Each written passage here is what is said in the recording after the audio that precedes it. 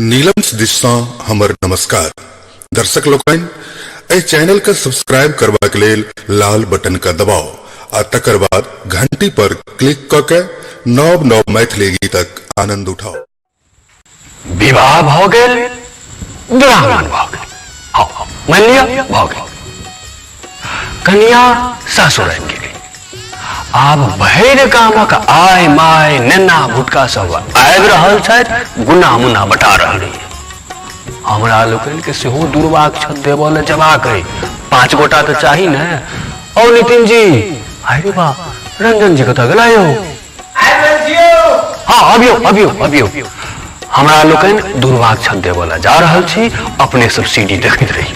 हाँ हाँ अबै छी।